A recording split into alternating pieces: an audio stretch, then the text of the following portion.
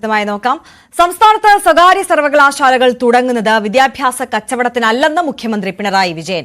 എൽഡിഎഫും സർക്കാരും ഒരു കാര്യം ചെയ്താൽ അത് സാമൂഹിക നീതി ഉറപ്പാക്കി മാത്രമേ ചെയ്യൂ. സ്വകാര്യ സർവകലാശാലകളിൽ പൊതു സംവരണം ഉണ്ടാകും.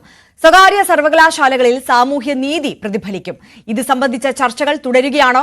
എൽഡിഎഫും സർക്കാരും ചെയ്യുന്നതിനെ അനാവശ്യമായി വിമർശിക്കുകയാണ് പ്രതിപക്ഷം ചെയ്യുന്നതെന്നും അദ്ദേഹം കുറ്റപ്പെടുത്തി. തൃശൂരിൽ സിപിഎം ജില്ലാ സമ്മേളനത്തിന്റെ പൊതുസമ്മേളനം ഉദ്ഘാടനം ചെയ്ത് സംസാരിക്കുകയായിരുന്നു പിണറായി.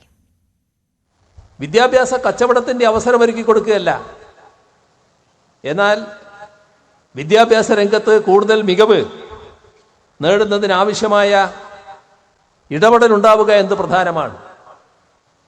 അപ്പോൾ സ്വകാര്യ യൂണിവേഴ്സിറ്റിയെ സംബന്ധിച്ചുള്ള കാര്യങ്ങൾ ഉയർന്നു വന്നപ്പോൾ മറ്റെല്ലായിടങ്ങളിലുമുള്ള കാര്യം കേരളത്തിൽ അനുവദിച്ചുകൂടെ എന്ന ചോദ്യം സ്വാഭാവികമായി ഞങ്ങൾ നേരിട്ടു. എന്തു ചെയ്യും? വേണ്ടാന്ന് നോക്കണോ?